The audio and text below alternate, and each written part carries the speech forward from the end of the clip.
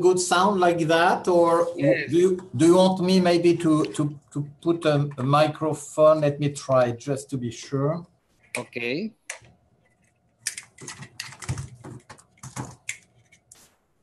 Or it could be like that. What do you prefer? Yes, I think it's even better.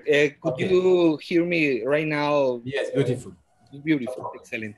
Thank you, Dr. Slama. So we are on Facebook right now. I'm going to speak in Spanish to introduce you for the audience, Dr. Slama. Thank you so much.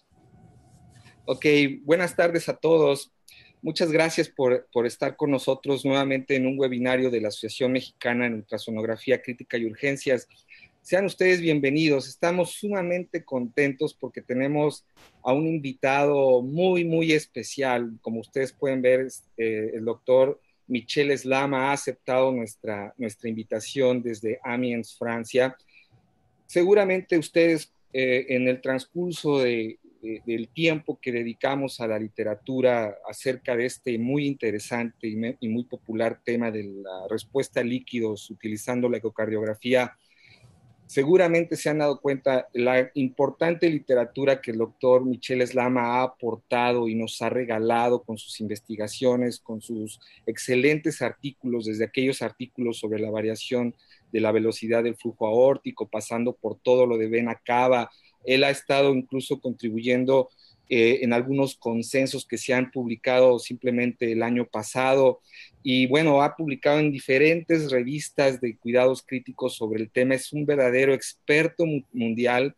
Me vienen a la mente muchos trabajos sobre disfunción diastólica, sobre la obstrucción del tracto de salida del ventrículo izquierdo, en fin, ha publicado muchos. Simplemente los libros que él nos ha regalado y ha sido autor y coautor sobre el tema del monitoreo hemodinámico en pacientes críticos. Ha sido increíble y fascinante la literatura que nos ha dado el doctor MICHEL SLAMA, y por eso la Asociación Mexicana de Ultrasonografía Crítica y Urgencias, con su Unidad Internacional de Entrenamiento en la ciudad de Guadalajara, en este momento se engalana en presentarles al doctor MICHEL SLAMA desde Amiens, Francia. Démosle la bienvenida a todos los participantes al doctor SLAMA. Como ustedes pueden ver, pueden hacer preguntas y comentarios al final de la sesión, ya sea a través de nuestra plataforma o a través del chat de Facebook. Hay una función en la plataforma, levantando la mano, podemos darle incluso audio a ustedes para que hagan las preguntas directas, o bien en forma escrita y se las haremos saber al doctor. Algunos de ustedes también nos han hecho preguntas vía correo electrónico, que desde luego le vamos a proporcionar al doctor MICHEL SLAMA al final de la sesión. Así que bienvenidos sean todos y pasemos a la conferencia con el doctor MICHEL SLAMA. Thank you so much, Michel. Thank you for accepting our invitation. We are really honored. Thank you for expending part of your time with us. Thank you for being part of this webinar, Michel SLAMA. Thank you so much. Let's get started with your conference.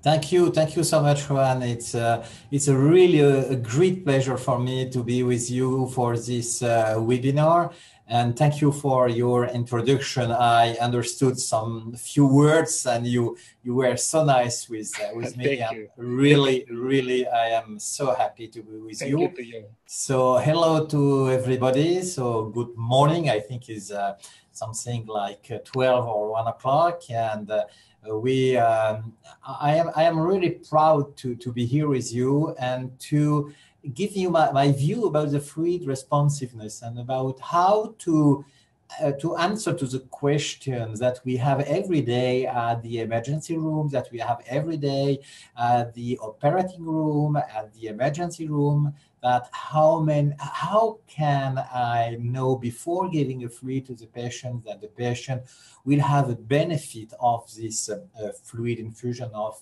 this volume expansion.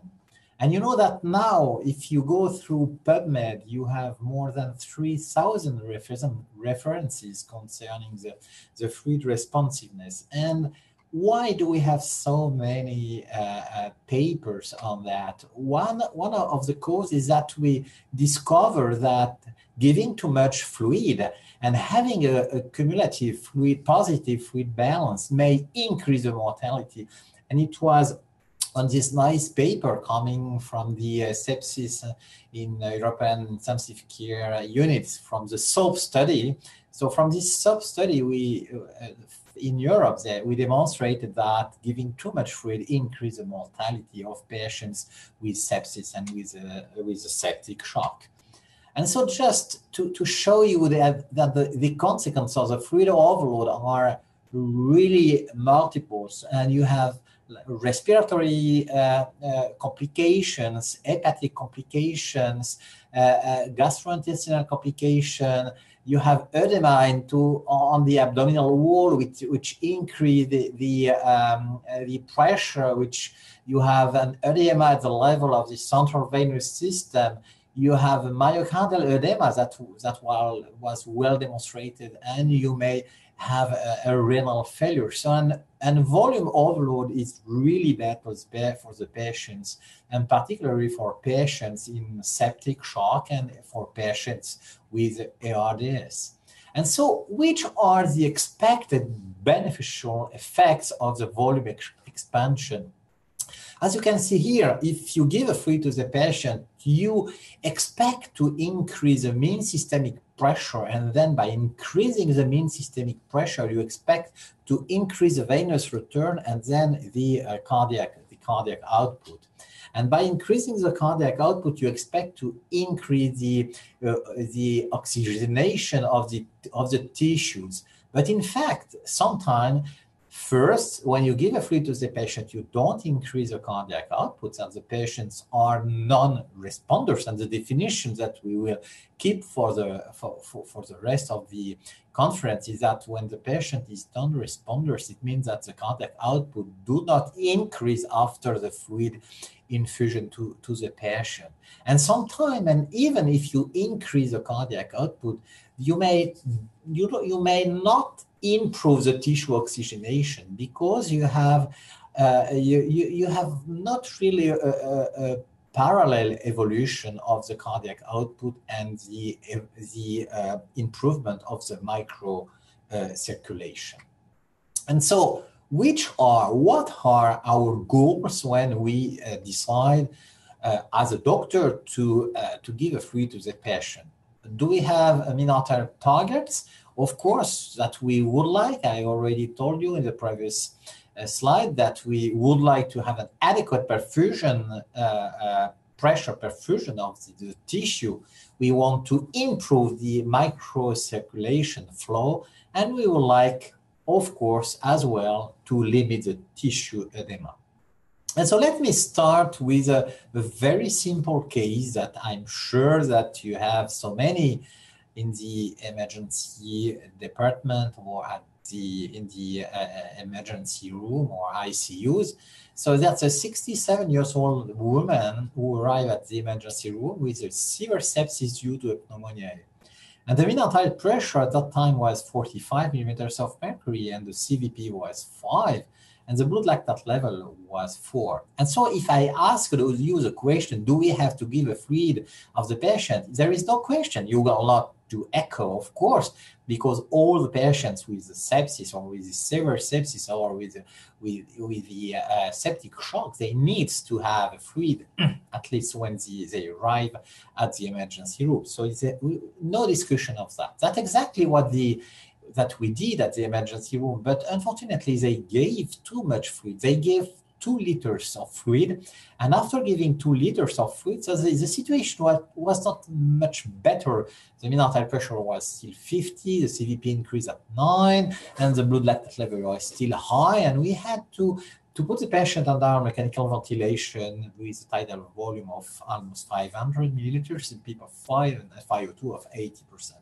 And now, at that time, because hemodynamics is not really good, and so you have a failure of the hemodynamical situation. So you have, again, to ask the question, do I have to give more fluid? And at that time, it's very hard to answer. just to be sure that everybody are speaking the same language for the next slides, is that when I define the patient who are responders, it means that the patient increased its cardiac output by more than 15%. That's the responders. And the non-responders is that when you give a fluid to the patient, you don't increase the cardiac output by more than 15%. And then if you look at all the papers, few of these papers published, and if you look at the patient who are responders and non-responders, when with the clinical signs you decide to give a fluid, in fact, in 50% of cases, the patient are non-responders, despite you are a very good intensivist or a doctor. But even if you are really a good doctor, you cannot really guess if the patient will be a responders and non-responders. So at that time, you have three different ways to assess the fluid needs of the patient. You have what we call the fluid challenge. The North Americans, they like that. They give a fluid and they go to sleep. But I don't think that is really a good way to manage the patient, because as I told you, the giving a fluid, too much fluid, you increase the mortality. The second way is to give a fluid, but after a few measurements like the mental pressure, the stroke volume, cardiac output, the wedge pressure before and after the fluid infusion, to assess if the patient is a fluid responder and if the fluid infusion was well tolerated or not. And the third way is to predict the fluid responsiveness. I mean, to predict if the patient will increase its cardiac output, and to do this prediction before giving a fluid. Because you know that, again, if we give too much fluid, we will increase the mortality, and maybe if we give too few fluid, you will increase the mortality as well. So to assess this fluid responsiveness using echo, we have some static parameters. Using the static parameters, in fact, what we do, we try to check if the cardiac function is, if the heart is working on the steep part of the Frank-Starling relationship or on the flat part of the Frank-Starling relationship.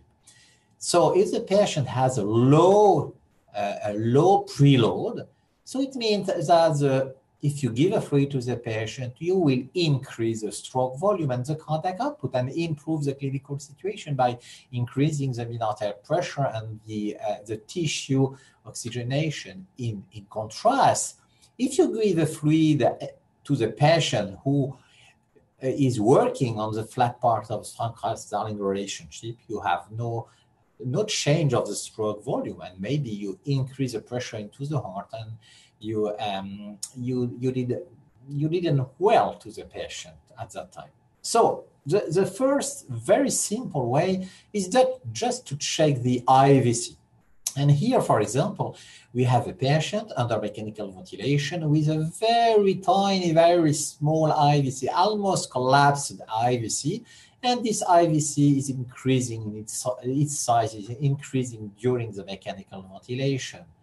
And if you look at these papers published by Mark Fessel, you see that if you assess the maximal size of the IVC, and this size is smaller than 50 millimeters, so your chance to have a responder patient is very high. So if you have a very small IVC in a patient under mechanical ventilation, and if the patient needs a fluid, I mean, if the patient is in shock, if you give a fluid to the patient, you will increase the cardiac output. Now, that's exactly what we did to this patient, this woman with this septic shock due to the pneumonia. And now, after giving a fluid, we have this size for the IVC. So the IVC here has a normal size. And unfortunately, if the size of the IVC is bigger than 50 millimeters, it's impossible to know if the patient will be responders or non-responders. There is a large overlap between these two groups, and so it's impossible to predict the fluid responsiveness of the patient. So again, if the IVC is small, you predict the fluid responsiveness. If it is more than 15 millimeters, you cannot predict the dot. So we move to the left ventricular function, and if you do a short axis view of the left ventricle, as we can see on these slopes, you can see that here we have a very small left ventricle. If you look at the scale on the left part of the screen, you see that the size of the left ventricle is something like 30 millimeters, and the normal is around 50. But as well, you have a pseudo-hypertrophy. It's not a true hypertrophy because you have a very small left ventricle, and you have a hyperkinesia of the left ventricle with almost what we call a kissing wall. And so in this situation, no discussion. You have to give a fluid to the patient because you know that you will increase the cardiac output.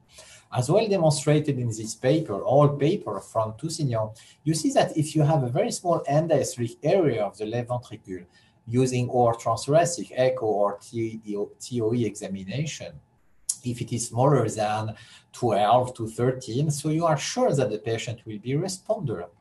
But in contrast, you have a large overlap if the size of the left ventricle is normal. So we gave a fluid, and after giving a fluid again to that patient, so at that time, the left ventricular end-diastolic area is 16 squared centimeters, which is normal again. And if you look again at this paper, so 16, you have a large overlap between responders and non-responders. So using the size of the left ventricle, it's impossible to assess the fluid responsiveness, except if you have a very small left ventricle, an area smaller than 12 to 13 squared centimeters. Then you know that in the surviving sepsis campaign, so they recommended to measure the CVP. So many people measured the CVP. And so that's what we did in this case. So the CVP was 12 millimeters of mercury. But the problem is that, as demonstrated by David Osman, it's impossible to predict the fluid responsiveness of the patient by using the CVP because you have an overlap. And you see that the responders and the non-responders, they have exactly the same CVP. And even if you have a very low CVP, the patient could be a non-responder. And in contrast, you may have a patient who are responders with a CVP around 16. So CVP out to decide to give a fluid to the patient. And previously, a long time ago, in many papers, you can find that maybe we may use a wedge pressure, the PAOP, pulmonary arterial occlusive pressure. And for example, in this patient, we put a Swan-Ganz catheter and we got 10 millimeters of mercury for the wedge pressure. And so we expect to have a patient who could be a responder to the fluid infusion. But in fact, again, it's the same for the PAOP that for the CVP. It's impossible to predict the fluid responsiveness from the measurement of the wedge pressure of the pulmonary arterial occlusive pressure. So at that time, using the static parameters is like flipping a coin. So we have to move to something else to try to predict the fluid responsiveness. And so what to do to predict this fluid responsiveness? By using what we call the functional hemodynamics, dynamic parameters based on the heart-lung interactions. So just to remind you that on the left, you have the Frank-Starling relationship. And during mechanical insufflation, as you know, you increase the pressure into the chest. And by increasing the pressure into the chest, you decrease the venous return, and then you decrease the right ventricular preload. And so if the right ventricle is working on the steep part of the Frank-Starling relationship, so you have a decreased ejection fraction and a decreased stroke volume from the right ventricle. And few seconds later, after crossing the lung, so because you decrease the ejection fraction and the ejection of the right ventricle, you decrease the preload of the left ventricle. And then at that time, if the left ventricle is working as well on the steep part of the Frank-Starling relationship, so you will have a decreased stroke volume. And then if you have, during your mechanical insufflation, variation of your stroke volume, it means that both ventricles, right and the left ventricle, are working on the flat part of the Frank-Starling relationship. So it means that if you give a fluid to the patient, you can predict that you will increase the stroke volume and that you increase the cardiac output. So it was the hypothesis which was done by a long time ago by Azriel Perel, who demonstrated that when you have large variation of the systolic attack pressure, you may have a patient who are responders to the fluid infusion. And he described it as delta down and delta up. And so he used the delta up as a good parameter to assess the fluid responsiveness of the patient. For example, here you have a large delta up, and so that the patient, here it was a study on dogs. So he withdrawn some blood, and he demonstrated that by the withdrawing the blood, so he increased the delta down. And so you see that the variation of the systolic pressure increased by the time during which the dogs have lost some blood. And so that the first paper on the pulse pressure variation was published by Frédéric Michel and Jean-Louis Teboul, and they demonstrated by measuring the variation of the pulse pressure, because as you know, the pulse pressure is a surrogate of the stroke volume. So if you have a variation of pulse pressure, it means that you have the variation of the stroke volume. And so if you have a variation of the pulse pressure, it means that the two ventricles are working on the steep part of the Frank-Starling relationship. And they demonstrated that if you have a delta PP before the fluid loading, and if you look at the changes of the cardiac index after fluid loading, so there is a really close correlation, close relationship. So it means that bigger are the variation of the pulse pressure, higher will be the increase of cardiac output after giving a fluid to the patient. And they demonstrated that by using the pulse pressure variation, it's really possible with a high sensitivity and high specificity to assess the fluid responsiveness. So we did exactly the same by using echo.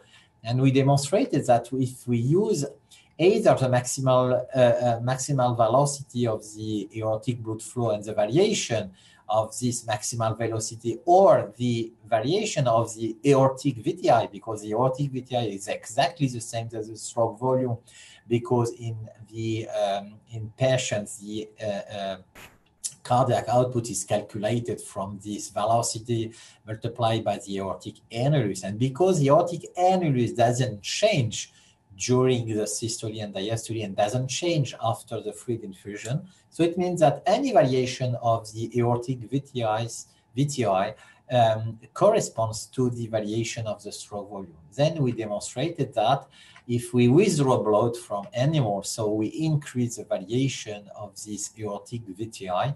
And so it means that the respiratory variation of the aortic VTI is a really good index of hypovolemia, which may predict the fluid responsiveness of the patient. So it's very easy to do that. From a apical view, you can put your probe, and you can at that time measure the stroke volume. And if you look at that, for example, here with our patients, we had a very large variation of the aortic VTI. And so if we measure just the maximal velocity, we can do the same. The delta peak was 28%, variation of the peak was 28%, and which demonstrates that the patient will be a fluid responder. And this paper from Marc Fessel demonstrated that if you have a variation of the peak higher than 13%, you can discriminate responders and non-responders. As well, by using the same idea about inducing variation of the pressure into the lung by doing the inspiratory insufflation. So you see that during mechanical insufflation, you expect to have a dilation of the IVC. And so if you have a dilation of the IVC during mechanical insufflation, it means that the patient will be a responder as well. And here, for example, the variation was 22%. And so after giving a fluid to our patient, we increased the cardiac output by 18%. So that's exactly what demonstrated Marc Fessel. You see that instead the maximal size of the IVC, the variation of the IVC may help to discriminate patients who are responders and non-responders. 1 or 2 years later, Antoine Veillarbaum used the TOE examination of the superior vena cava, and he assessed the collapsibility index, because as you know, the SVC is into the thorax, and so if you increase the pressure during mechanical insufflation, you will compress the SVC. And so if you have a large variation of the SVCs, it means that the patient will be a fluid responder. It was really a very good sign, very specific. And so if you have this kind of variation of the SVC by more than, he demonstrated by more than 36%, so you are sure that the patient will be a responder, as you can see on this slide, with a very good ROC curve. So, but sometimes the patient is not really under mechanical ventilation, has inspiratory effort, and the patient could be maybe not intubated. And at that time, there is another way to assess the dynamic parameter, which not based on the heart-lung interaction, but based on the testing of the preload. And if you now do a passive leg raising by moving the bed from the semi-recumbent position to a supine position and elevated legs, and you do that by moving the bed. So you mobilize almost 300 milliliters of blood from legs and from the abdomen into the heart, and you test the system. And so if you increase the cardiac output, it means that the patient will be responders. And that's exactly what we did in a study in which we demonstrated that by moving the bed, as we can see on this slide, so we can discriminate patient. So if the cardiac output doesn't change, so the patient will be non-responders.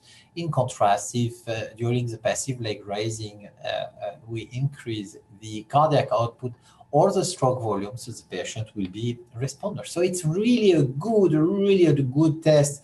And there are now many studies, including our study from Julien Mézel, which demonstrate that there is a really good correlation between the variation of the stroke volume and the cardiac output during the passive leg raising and induced by the volume expansion. So it means that passive leg raising became now maybe one of the best way to assess the fluid responsiveness of the patient in patient under mechanical ventilation, as well as patient spontaneously breathing. So just showing you a specific finding that we discovered with Jean-Louis Chauvet, we demonstrated that if we analyze patients with a septic shock, and if we assess at the very early phase the flow inside the left ventricular outflow tract, into the left ventricular outflow tract. So if we have an obstruction, it means if we have this flow with an acceleration during the systole, it's like a saber-shaped flow. So saber-shaped flow. So with a late peaking flow. So as you can see here or there, for example, here we have a flow with a velocity by more than 3 meters per second. When you have that, the patient will be responders. And if you give a fluid to the patient, you will decrease the intraventricular pressure gradient. You will decrease this flow, and you will increase here the response of the cardiac output of the fluid. So this intraventricular obstruction is a good sign of the needs of fluid, of volume expansion in patient with septic shock. But the problem is maybe all these parameters, they have like 50 shades of gray, because it's not, if you apply everything at the bedside, sometimes you are disappointed because you have either false positive or false negative. So I will go through few false positive and false negative just to be sure that you know the limitations of the fluid responsiveness parameters. And so just to remind you what I told you previously, that if you have a patient under mechanical ventilation, and if you want to use the variation of flows of the IVC or SVC, the variation of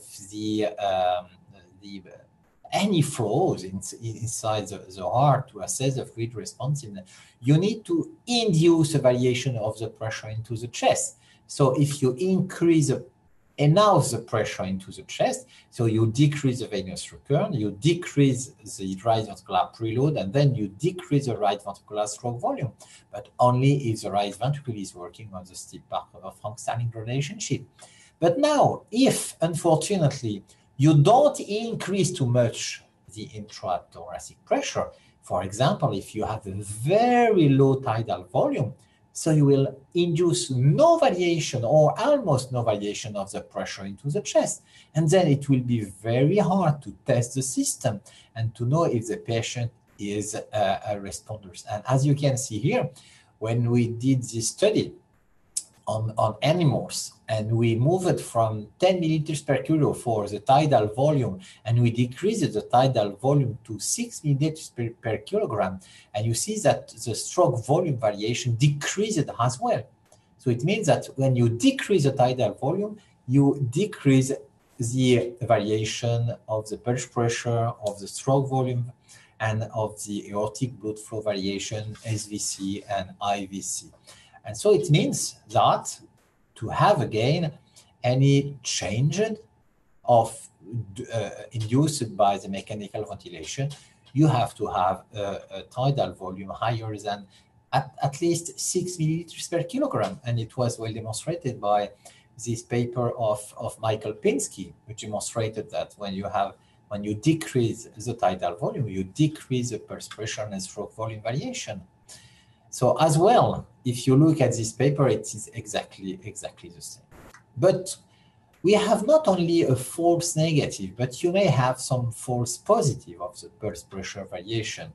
And so I told you that if you increase the airway pressure, so maybe you can decrease the increase the intrathoracic pressure, and you may decrease the right ventricular preload, but the heart-lung interaction may induce something else. Because if you increase the pressure into the chest, you will increase the transpulmonary pressure. You will increase the pressure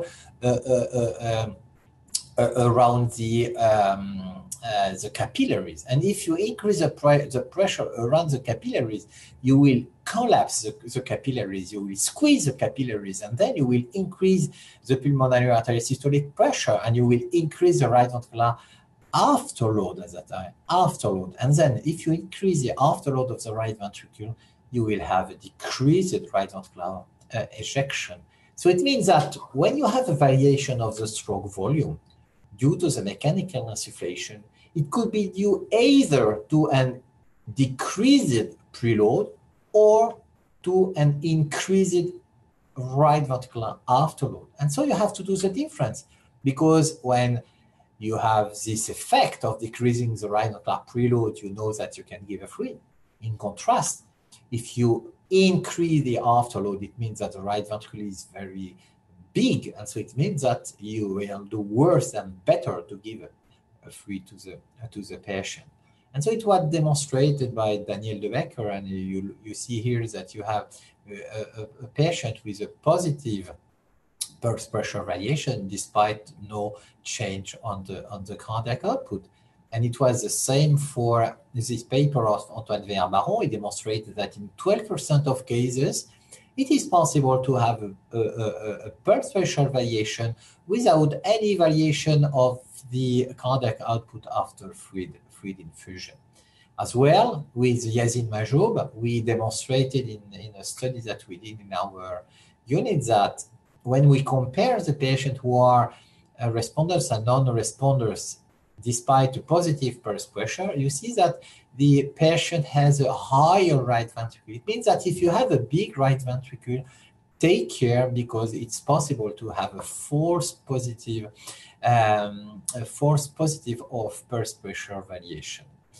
So another situation in which it's impossible to assess the fluid responsiveness by using the variation induced by the mechanical insufflation is, of course, when the patient is spontaneously breathing, because in this situation, you induce no positive pressure variation into the chest, but you induce a negative pressure. And we demonstrate with Norer-Pétion that if you have in spontaneously breathing patient a variation of the IVC, at that time, what you expect to have, you have a compression. You expect to have a compression of the IVC in patient spontaneously breathing. If this variation is higher than 45%, so it means that the patient will be a responder. In contrast, if you have a lower variation, you don't, you cannot conclude, because you have an overlap between responders and non-responders. So if you look at all these papers published early in the fluid responsiveness history, so you would say that the pulse pressure variation, the stroke volume variation, the IVC, the SVC, the aortic blood flow, and all the surrogates which were published, many surrogates using the IVC variation, using the carotid flow variation, using the femoral flow variation, which are all surrogates of the parameters which were published. If you look at that, you are happy, because you can say, okay, my God, I have variation of the pulse pressure, I will give a fluid to the patient. But the problem is that, in fact, in the true life, sometimes it's very hard. And it's a paper that we did with Yazin Majoub, and it was a multicentric study that we performed by doing a survey, one day prospective observational study, in which we tried to study the proportion of patients satisfying criteria for valid application of pulse pressure or stroke volume variation in patients under mechanical ventilation. And in fact, if you look at that, at the end, only 2% of the patients satisfy you to the all these things. The patient should be in sinus treatment, under mechanical ventilation, no spontaneously breath, tidal volume higher than 8 milliliters or 8 milliliters per kilogram. But maybe we went too much, as you know.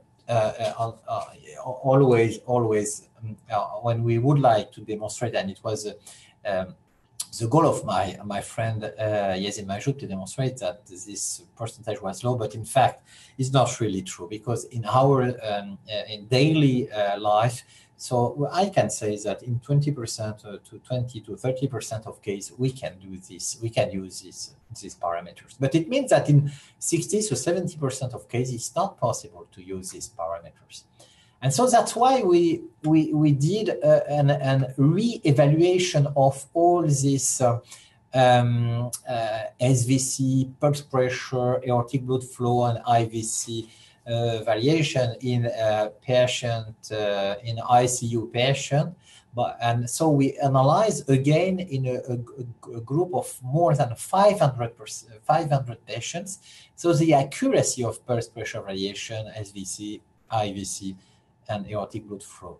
And so if you look at that, so we are far away from the ROC curve that was published early. And so it means that, for example, maybe the best would be the SVC. The SVC is not very sensitive, but is very specific. And in contrast, the variation of the aortic blood flow is very sensitive, but maybe less specific. So from this study, we concluded that if we want to be very specific, we have to use the SVC variation. And if we want to be very sensitive, we have to use the aortic blood flow. But just, I would like to let you know that we compare all the things to the passive leg raising maneuver. Why? Because we think that the passive leg raising maneuver is at that time almost a gold standard to assess the fluid responsiveness in many patients, because we have very few false positive and very few false negative. And as I demonstrated to you, all the meta-analysis which was done using the passive leg raising demonstrated that it is really a good way to assess the fluid responsiveness. So when I start my presentation, I told you that there is another way to assess the fluid responsiveness of the patient is by giving a very small amount of fluid. That's what the paper of Laurent Muller demonstrated, that if you give just 100 milliliters of colloid in 1 minute and you assess by using echo the variation of the stroke volume and the VTI, and so you can predict you can really predict the fluid responsiveness of the patient. And you see here that more you have variation of this aortic VTI using echo after 100 milliliters of fluid 1 minute after the infusion, more you have this variation, higher will be the effect of the fluid infusion of the volume expansion to the patient. So it's maybe as well a good way, if it is not possible to use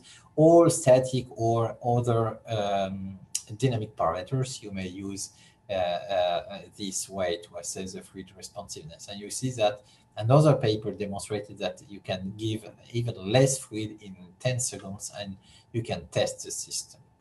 So now I don't want to say that really we have solved the problem to when to give a fluid, when to start to give a fluid.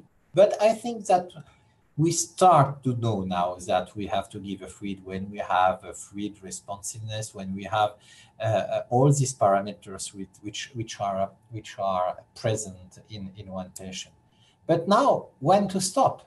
When to stop? Because, as you know, if we give too much fluid, of course, when we give a fluid, we have to follow all these parameters. We have, so if the blood lactate level decrease, so we are happy. If the PCO2 gap decrease, so we are happy. So we can just stop to give a fluid to the patient. If we have no more mottling, maybe we can stop. If the cardiac output do not increase after giving a fluid, so maybe we can stop to give a fluid. So it's logical. So if we have one of these clinical parameters, we can stop to give a fluid, because if we give too much fluid, if you increase the volume of the patient, so you will have lung edema, you will have hemodilation, you have dilation of the right ventricle, you may have an intra-abdominal pressure increase, and yet that may include some problems to the patient. And so it was well described by Jean-Louis Vincent that, in fact, when we resuscitate patients, we have four periods. We have 4 steps. The first step, during which you give a fluid, you do a resuscitation. At that time, you increase your cumulative fluid balance. And so after that, you have to stop somewhere here. And you have maybe after 1 week to decrease the fluid and maybe to withdraw fluid to improve the clinical situation. And so now how to do that again? If you both assess the fluid responsiveness of the patient and the tolerance of the patient, you can have an idea at which point we have to stop. I told you that, of course, if you reach the clinical goals, for example, the mean arterial pressure, the good lactate level, the mottling, so you have to stop. But otherwise, if you did not reach these goals, so maybe you can use all the fluid responsiveness parameters, or you can check the stroke volume and the cardiac output. You give a fluid, you increase the cardiac output and stroke volume and the VGI, so you are happy. But if you give more and you don't increase, so maybe you have to stop, because at the same time, when you give a fluid, if you have on this position, if the heart is working on this part of the volume pressure relationship, so here you have no effect on the heart. So it's okay, you can increase the cardiac output, but you have no effect on the heart. In contrast, if you give too much fluid, you increase the pressure into the heart and you may induce a pulmonary edema. And so by combining the fluid responsiveness parameters, the clinical parameters, and the tolerance of the patient, so you can have an idea of when to stop to give a fluid to the patient. And just to remind you that now we know very well that if you look at the volemia of the patient, if you look at the fluid balance of the patient and the morbidity and the mortality, if you give too few, you increase the morbidity and the mortality. But in contrast, if you give too much fluid, again, you increase the edema, you increase many complications, ARDS, pulmonary edema, and you increase the morbidity and the mortality of the patient. So the fluid balance is not good for patient, especially again for patient with septic shock and with ARDS. And it was as well demonstrated again by many studies, like this paper of the Jean-Louis Vincent, in which he demonstrates that if they compare the non-survivors and the survivors, so you look at the survivors, they have a lower fluid balance than the patient who did not survive after the sepsis or a septic shock. And the difference was not too much, was something like 1.5 liters. So it means that if you gave to the patient 1.5 liters more than to the other patient, maybe you increased the risk of death, increasing the mortality of the patient. And so at that time, do we have to follow the Surviving Sepsis campaign, or by using the CVP or do we have to use a fluid responsiveness? So just to showing you a very small study, which not really answer to the question, but gives you some idea. So it's a good paper of Jean-Christophe Richard and the team of Claude Guérin that you know, because they did the big paper on the prone position on ARDS. So if they did a randomization between of patients with septic shock, and they randomized the patient managed by the CVP or managed by passive leg raising. And if you look at that, even if the P is not 0.05, so I would better be on it's a cumulative probability or survival. So I prefer to be on this blue line that on the red line. So just to conclude, so the to answer to the question how, when, and how to give a fluid to the patient. So using echo, first, all the static indices indicates a very low preload. If you have a very small IVC, a small left ventricle, hyperkinesia of the left ventricle, so a small right ventricle, pseudo-hypertrophy of the left ventricle, a casing wall, so it means that the patient needs a fluid. So you can give a fluid to the patient, you will increase the cardiac output. Again, if you have a left ventricular obstruction, that indicates in almost 100% of cases that the patient has a severe hypovolemia, and so you can give a fluid to the patient. So if you fail to have an information by using this static indices, or if you have no obstruction into the left ventricle, so you can use a dynamic And this is like respiratory variation of pulse pressure, stroke volume, IVC, SVC, aortic blood flow, and whatever you want in patient under mechanical ventilation. That indicates that the patient needs fluid. And in spontaneously breathing patients, so I think that the most accurate way is to assess the cardiac output by any method. But as you know, we use the echo to assess the cardiac output. But if you want to use any other method, you can use any other method during the passive leg raising, which indicates the fluid responsiveness status of the patient.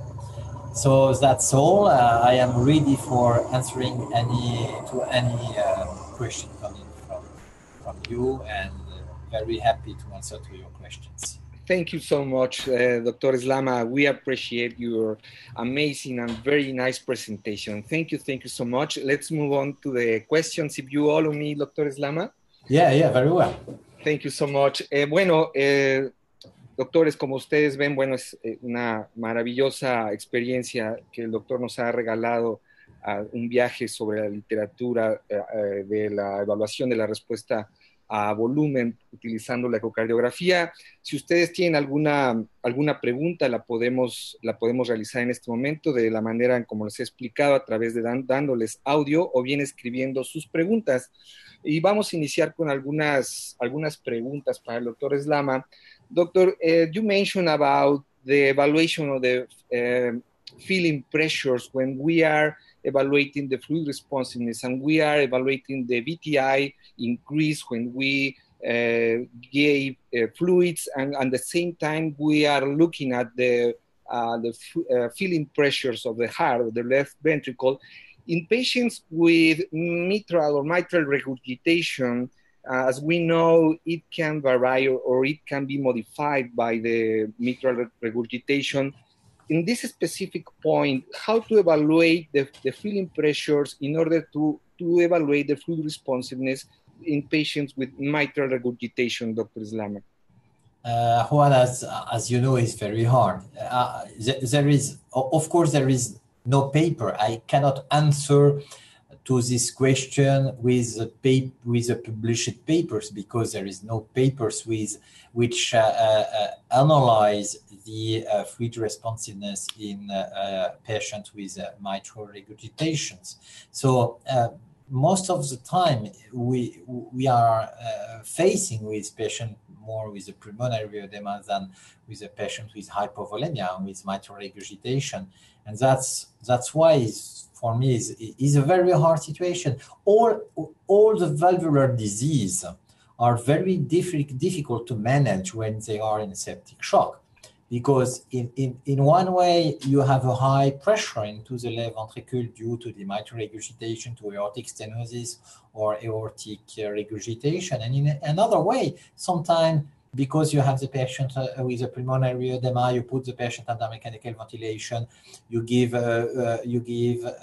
diuretics, so you decrease the preload, and then at that time maybe you decrease it too much the preload, and so you induce again a shock, which is not now a shock due to a cardiogenic shock, but due to hypovolemic shock, of course. But it's very hard in this situation to know how to give, when to decide to give a fluid or to stop for these very special circumstances.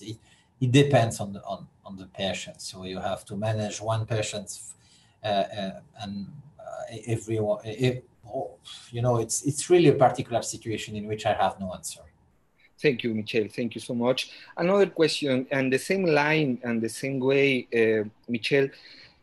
When we try to identify when to stop giving fluids, do you think that the lung ultrasound plays a role in order to identify and increase feeling pressure, and we can use the lung ultrasound to stop giving fluids, Michel? Yeah, Juan, thank you for this question, and I am really happy that you answered this question, because when you use ultrasound at the bedside, of course, you don't have to limit your examination only to the heart, but you have to use your probe to analyze many different things. Of course, for example, in septic shock patients, to know the urinary flow, you will have to put your probe on the bladder. Of course, you will have to check the lung. And if you check the lung, and if you have a patient with a septic shock and the patient has, when you start to give a fluid, has no B line or only A line on the right and left lung, and after giving a fluid, so you start to see some B lines on both lungs. So of course it's a good sign of interstitial pulmonary edema. So at that time, of course, you have to stop. So using the lung ultrasound is as well as important as using the echo when you manage patients with the with septic shock. But as you know, in our ICUs, sometimes is very hard, because if you have a patient with ARDS and a lot of B lines, so it's very hard to know if when you give a fluid to the patient, if these B lines are due to ARDS or due to the edema that you induce by giving a fluid. So in a very simple situation, in patient without B lines, when you start to give a fluid, if you check the lung, if you have a B lines which appears, so at that time it's time maybe to stop. Exactly. Thank you so much, Michel. Because I mentioned this because okay, there are a lot of physicians who are trained in advanced echocardiography, but there are not all the physicians are trained in advanced echocardiography in order to evaluate the filling pressures. Hopefully in these years or the next years, we will see more non-cardiologists, physicians evaluating the filling pressures. And nowadays, the lung ultrasound can be very useful in these specific scenarios, because in my opinion, all the emergency intensivist physicians, anesthesiologists should know how to evaluate the lung ultrasound. So it's important from this point of view. Michel, another question is, from your point of view, Michel, do you consider the cava vein as a dynamic parameter, or in your opinion, it is a static parameter? Because as we know, the dynamic parameters, apparently they are better, and when we are using the heart-lung interactions. But in this case, because the IVC can be evaluated only the diameter, or we can evaluate the collapsibility or the distensibility, depending on the mechanical ventilation or not. But in your opinion, the cava vein is static or it is a dynamic parameter, Michel? Well, it's an excellent question, and when all these papers coming from Jean-Louis Teboul, Marc Fessel, and Antoine Veillard team, all these papers which demonstrate that the IVC was really a good parameters when you check the variation of the size of the IVC during mechanical insufflation. So when you look at these papers, so the ROC curve is really good, and so maybe if you only look to these papers, you would use the dynamic, the IVC as a dynamic parameter and not as a static parameter, because if you look at all these papers, the absolute size of the IVC do not predict the fluid responsiveness. But we were really disappointed by this IVC for many different reasons. First, because the size of the IVC may depends, and the variation of the IVC may depends as well as on the intra-abdominal pressure, for example. And second, as I told you, it depends on many parameters, as the tidal volume. And for example, in patients with ARDS, the tidal volume is very low, and so the induced variation by the thorax or lung pressure variation, so it's very, very low. So it means that you may have some patient without almost no variation of the IVC, and the patient could be responders. responder. And in contrast, in some patients, due to the fact, for example, in spontaneously breathing patient, if you have a patient with pulmonary edema with a large inspiratory effort, so you have a large variation of the IVC, and so you will say, oh my God, the patient is hypovolemic, and so you will give a fluid to the patient with pulmonary edema. So we were really disappointed, and as I showed you that on our multicentric study, the accuracy of the IVC as a dynamic parameters was very low. And so that now what my recommendation today, after a long time using the IVC, is that if you are in a perfect, quite good situation, you can use the IVC. If you have if the patient is under mechanical ventilation, if the patient have no inspiratory effort, and if the intra-abdominal pressure is normal, and so on and so on. So I think the IVC change, if you have a large variation of the IVC, it's a good sign of the fluid responsiveness. But in contrast, in many situations in ICU and at the emergency room, it's really hard to use this variation of the IVC. But what I would like to say again, that if you have a patient with a shock, and if the patient has a high blood lactate level, and if you have a collapsed IVC, so you are sure that by giving a fluid, you will increase the cardiac output. So it depends on the clinical situation. Thank you, Michel. Exactly. Okay, and regarding, Michel, about the left ventricle outflow tract obstruction, you have written an excellent paper in the Current Opinion journal.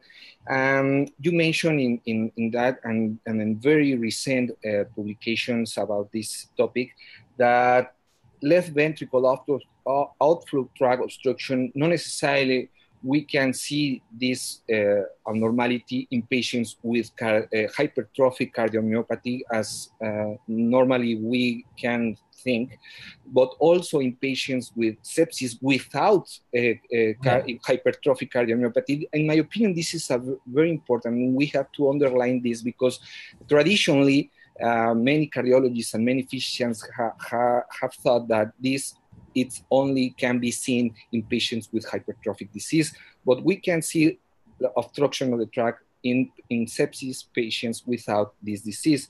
And actually, you suggested in the very recent paper you published recently that this abnormality, the obstruction of the tract, can be considered as a new parameter of fluid responsiveness. Am I right? Yeah. It's a really good comment. Thank you, Juan. You are totally right. So it's very hard sometimes to demonstrate an obstruction into the left ventricle because the left ventricle, when you have a severe hypovolemia, is very small, and to put your sample volume exactly on the right position on the LVOT is sometimes hard. And I do remember that many times my residents doing echo told me, Michel, I have a small left ventricle, but I have no obstruction. And so I did the echo, and I fight to find an obstruction, and I found at the end an obstruction into the left ventricle. So what I would like to say is that we demonstrate that almost in 25% of cases we have an obstruction, but it was in patients with at the very early phase of the septic shock with a very severe hypovolemia. Exactly. But again, and I totally agree with you that if you have this obstruction may occur without left ventricular hypertrophy. And it's a really good sign of fluid responsiveness. Yes. Exactly. Thank you, Michel. And let's move on to questions from the Facebook. Michel, José Manuel Vázquez está preguntando sobre si el flujo aórtico, el BTI del flujo aórtico, es adecuado medirlo a través de una ventana supraesternal. Michel, well, Dr. Vasquez is wondering. I understand that. Did you understand that? Yeah, I understood that. So it's as well a very good question, because you know that the first paper published on the concerning the validation of the cardiac output using Doppler was performed by suprasternal window. It was a paper from Bernard Lévy and Didier Payen, which demonstrate a very good correlation between the stroke volume and cardiac output from this window and cardiac output and stroke volume measured by thermodilution. So, and it's a good way because very, very interesting. For example, when you have a patient with obstruction into the left ventricle, it's very hard to measure the cardiac output because you have this obstruction. And so really measuring the cardiac output is really hard. And so if you move to a suprasternal window and if you can have a good signal, so I think it's a very good way. We don't use very often this with this window, but if somebody use that, I would say that good, very good. You can do that. Exactly. Thank you. Very, very interesting, Michel. And another person, Lercy Oneron, nos dice si doctor SLAMA puede dar algún comentario sobre su experiencia para evaluar la respuesta a volumen a través de un test de oclusión telerespiratoria y medición del BTI. No, I don't know if you understood that, Michel. Not SLAMA. really. No, Okay. that time not. Okay, about, as you know, Dr. Jean-Luc Thibault and many colleagues of you have written about the dynamic parameters by using, in order to evaluate the fluid responsiveness, evaluating the respiratory and occlusion tests.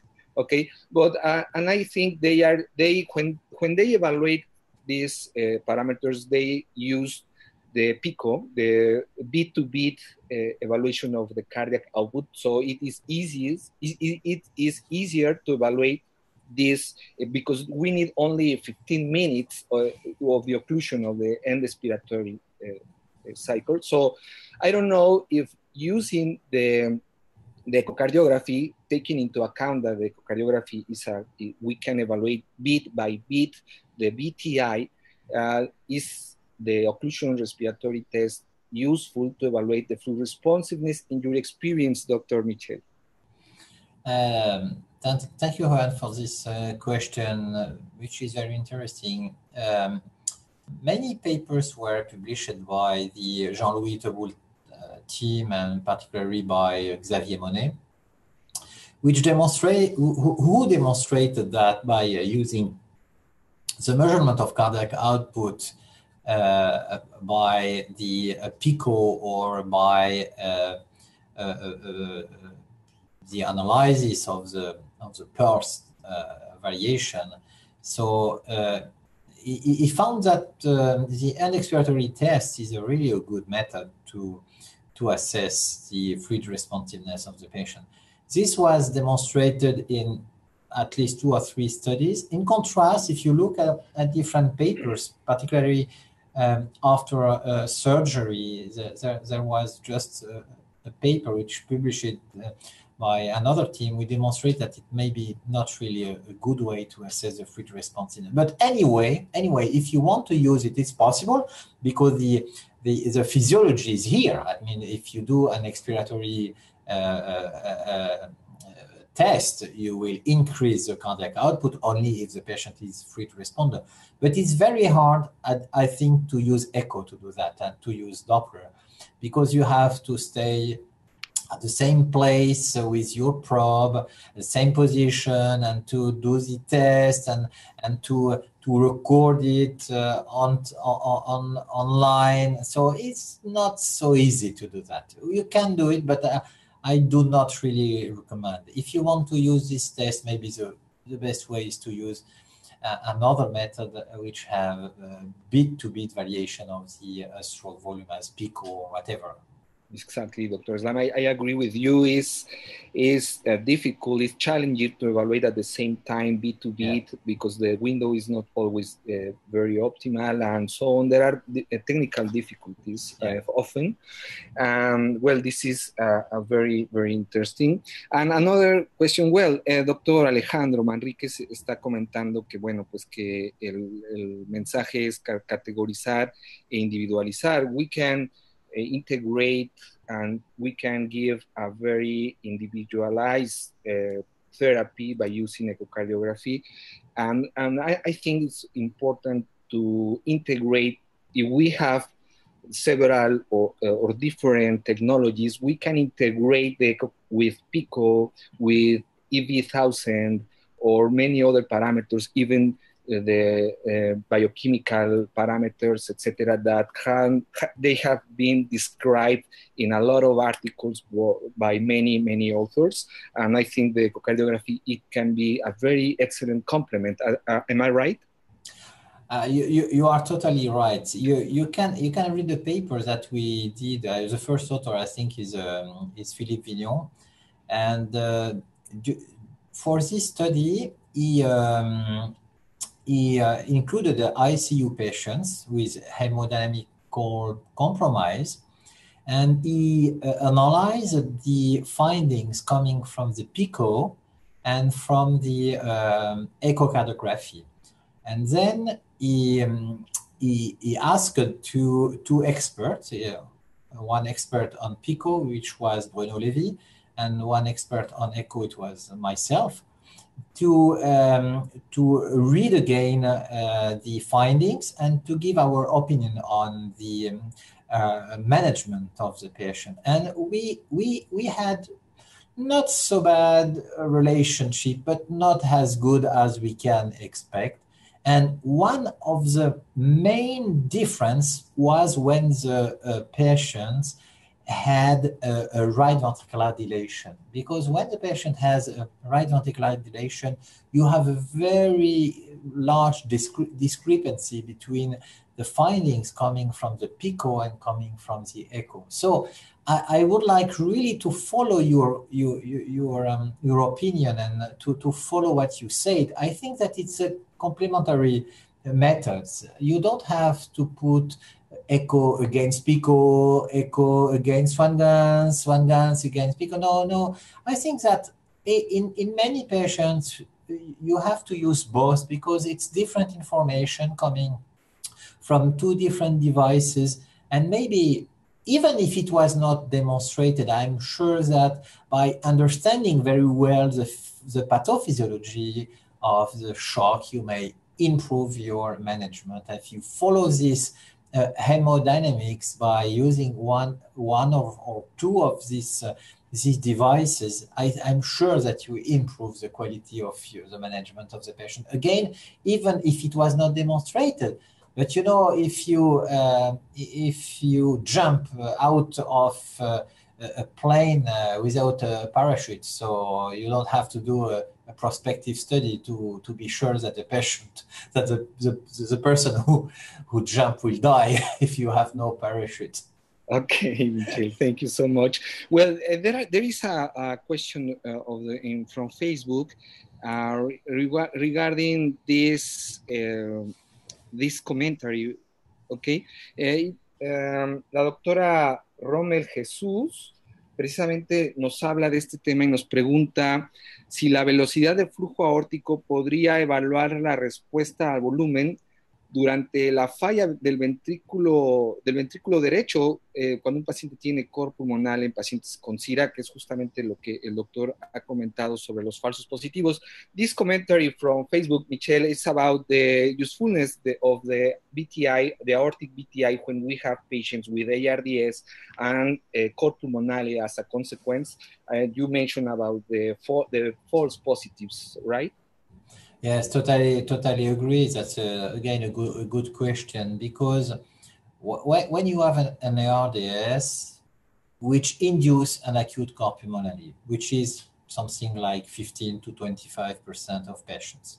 So if you have a dilation of the right ventricle, so what happens during the mechanical insufflation? So you compress, as I already told that, you compress the capillaries, you increase the pressure into the pulmonary artery, you increase the afterload of the right ventricle, and as a result, you will decrease the ejection of the right ventricle. And if you decrease the ejection of the right ventricle, a few seconds later, you decrease the preload of the left ventricle. And because you have a big right ventricle, the left ventricle is small. So the left ventricle itself is fluid responder. It means that if you change the preload of the left ventricle of patient with a big right ventricle, of course you will have a variation of the aortic blood flow. But this aortic blood flow is not due to a variation of the preload. It's due to a variation of the afterload. And it doesn't mean that the patient will be a fluid responder. It means that the patient has a variation due to the high pressure into the pulmonary artery. And so in this situation, my advice is not to give a fluid to the patient. But there is a discussion about that. Because if you have a really large right ventricle, maybe don't give a fluid to the patient. But if the ventricle, if you have an RDS and the patient has a right ventricle which is not too big, and if you have a variation of the aortic blood flow, so if you give a fluid to the patient, sometimes you may increase the cardiac output. Why?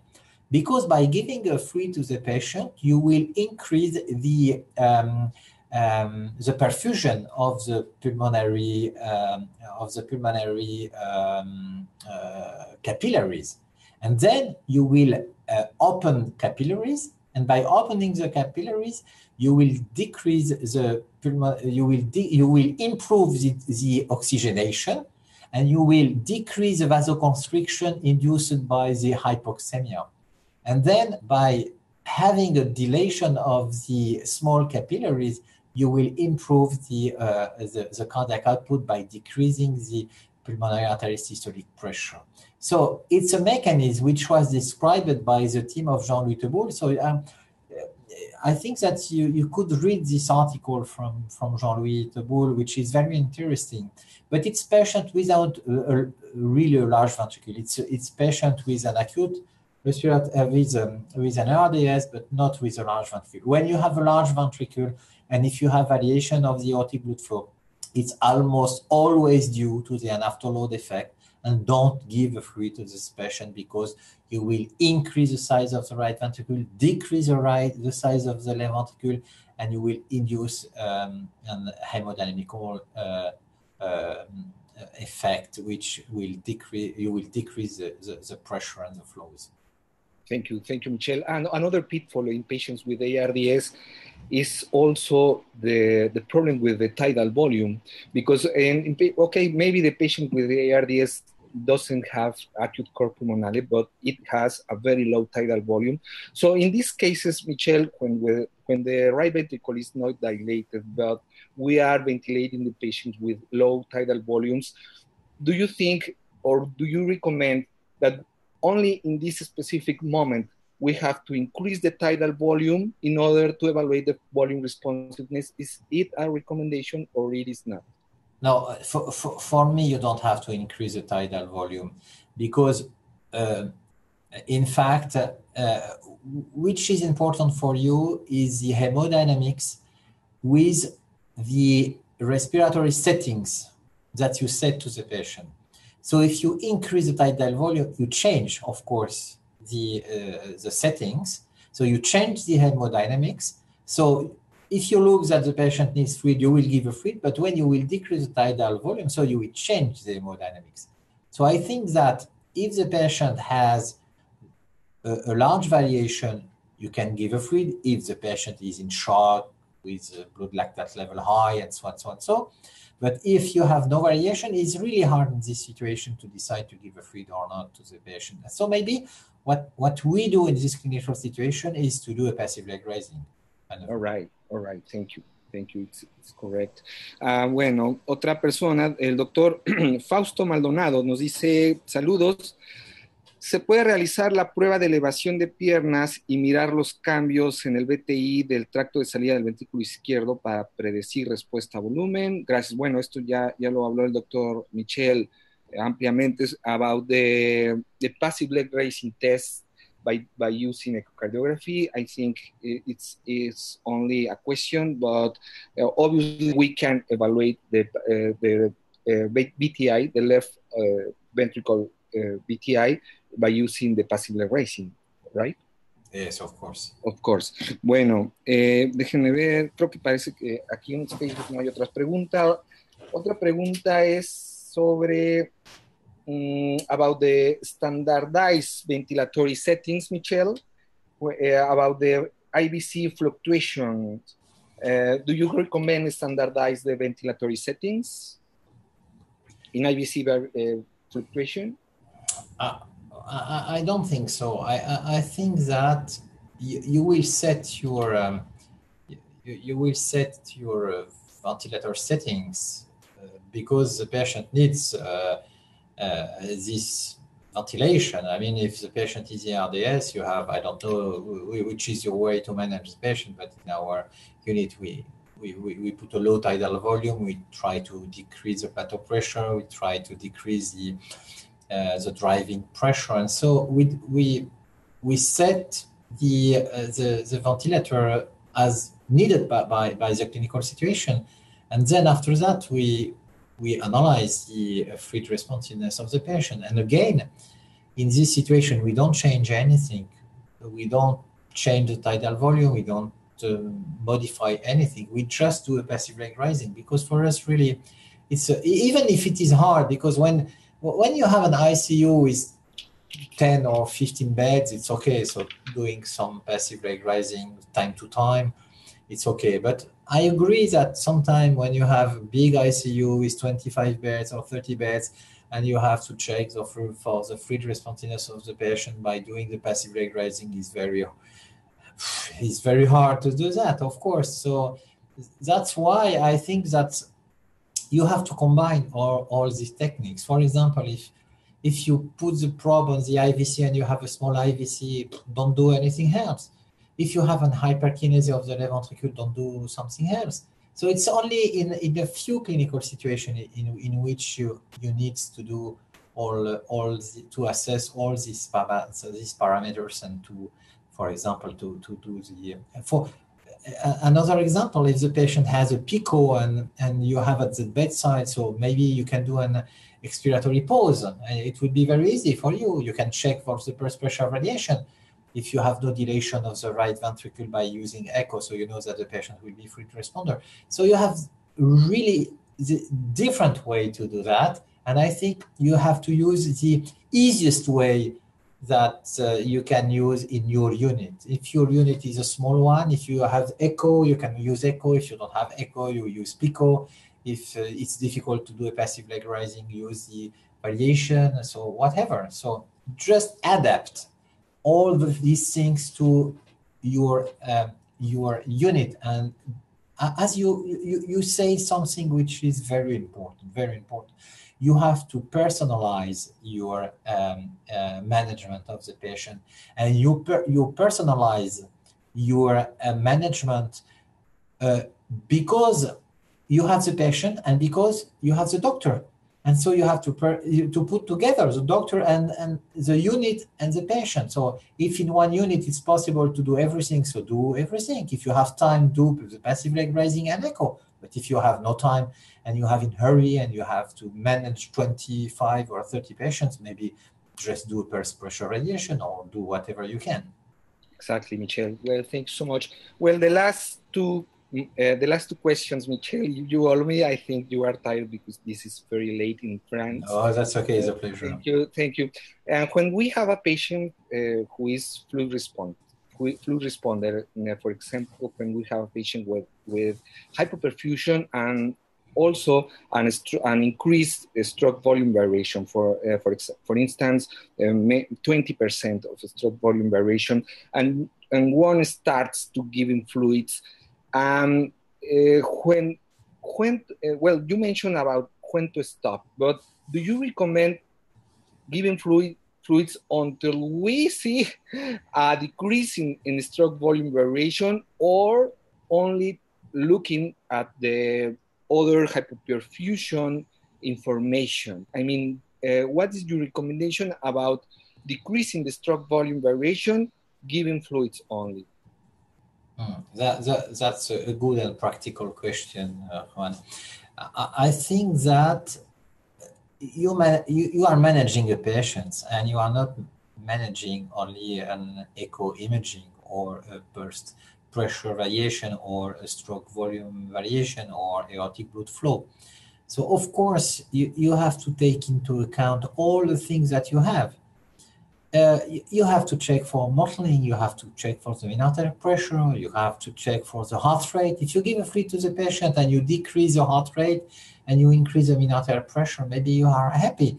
And so at that time, maybe you have to check if giving more fluid would be better for the patient or not. So if you look at the evolution of the blood lactate level and the blood lactate level decrease and you have a good trend of the lactate, maybe you can stop to give a fluid. So I can tell you what we do in our unit, at least. We used to give a fluid. Still, we have large variations. Okay. And okay, so if we have large variations, and if we start with 250 most of the time. We start with a very lower volume that we used to give in the past. Mm-hmm. So we give 250, and if 250 we increase the cardiac output. So if it is okay, if we decrease the blood lactate level and we have no mottling, so at that time we stop to give a fluid. Okay, but if the patient still did not increase its cardiac output, its mean arterial pressure, so we give again 250 and so on. So it's really, again, case by case, personalized fluid management of the patient. Not only one sign, but we take into account everything. Exactly, and maybe even if the patient remains being fluid responder, is a very, very good for the patient to remain in a steep portion of the Frank-Starling curve. Yes, so, totally agree. Okay, and the last question: what is the equation when you are evaluating the aortic VTI variation? What is the mathematical equation? The max minus the minimus divided by the mean, or what is the equation?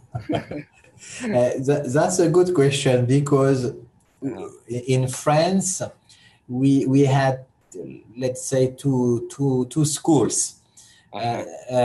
One leading by Jean-Louis Teboul, measuring the maximal minus the minimal divided by the mean, MEAN. And there is another school, because it published papers, and we did the same, which did max minus mean divided by mean, MIN. And so it really depends. That's why, for example, if you look at the two papers one coming from the Jean-Louis Teboul and the other one coming from Antoine Veillard-Baron team, in one the cutoff value for the IVC was 12, and the other one was 18. But if you look at the equation, it's different. It's different. One is using the mean and MEAN, and the other one is using the minimum MIN. So look at that. So if you divide by the mean MIN, so you will have a higher cutoff value, of course. Okay, so and you use, when you are evaluating the variation of the VTI, you use the divided by the mean, right? Juan, you asked a very important question. It's like a philosophy of using echo in ICU. I think that we have really to forget to have like a magic numbers, because with the magic numbers, always you have a gray zone. You have this gray zone. And so I think that we have to use two cutoff values. One for which you are sure that you have to give a fluid to the patient, and another cutoff value for which you are sure that you don't have to give a fluid. And in the middle, you have a gray zone. And this gray zone could be wide sometimes. So for example, if you have a variation of the, for example, of the IVC of 5, 6, 10%, so you know that don't give a fluid. If you have 20% or 25%, you know that you have to give fluid. But I'm sure that between 10 and 20 is very hard to decide. And then use something else to decide to give a fluid. And it's exactly that's why I think that for us, because we are intensivists, we are not cardiologists. We have to use the echo as a semi-quantitative method. Mm-hmm. And even if we do some measurements like a cardiac output, for example, it's better to have an eyeballing evaluation. If you look at the SVC and you see a large variation, give a fluid. If you have a squeezed IVC, give a fluid. But sometimes, you know, you are on the gray zone. If the IVC, if you have 12% of variation or 14 you give a fluid and 12 you don't give a fluid, so it doesn't mean anything. Okay, so I think that we have first to have an eyeballing evaluation of all these parameters, not to do too many measurements. And second, if you would like to do measurements, you have to know that if you use only one cutoff value, you are in the middle of the gray zone. So just give two different cutoff, very high, very low, and so you are sure to well treat your patients. Exactly, and when we decide to give fluids, we have to make a following up in order to detect a warning signs of hypervolemia or pulmonary congestion, whether evaluating the filling pressures by mitral flow or TDI, or by using the long ultrasound. Well, MICHEL, thank you so much. Apparently, this is the end. I really appreciate your attention, MICHEL. We are really, really honored for having you here.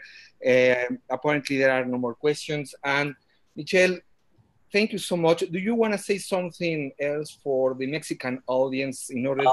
Of course. I would like to thank them to participate to this webinar. It was for me really a pleasure to do this webinar for Mexican people, Mexican colleagues.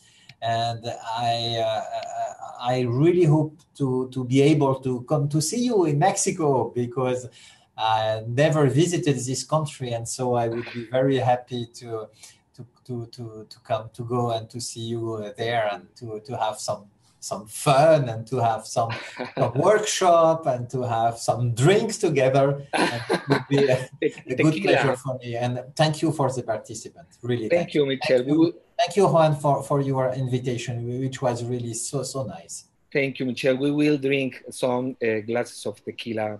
Of course. Okay, thank you, MICHEL. It's a great pleasure and a huge privilege. I'm going to end the webinar. We will keep in touch, in contact for the next year, maybe inviting you to a workshop and so on. Thank you, MICHEL. And again, Juan, if you need in few weeks or few months another webinar, I will be happy as well. Oh my God! Well, okay. MICHEL, thank you. Ask me, and if I can, I will do that. Of course, MICHEL. I of course be sure that in next months or next weeks I will ask you for another webinar, because you have a lot of papers, very interesting papers, so we can talk about or speak about a lot of topics. Thank you so much. And thank you, Juan. Thank you so much. And I will put your email, if you follow me, in our Facebook site, in order to answer some questions if the audience has some questions to With pleasure. Thank you, MICHEL. Really appreciate it, and see you soon, MICHEL. Thank you so much. Okay, bye bye to everybody. Bye-bye. Thank you. Thank you so much. Thank you.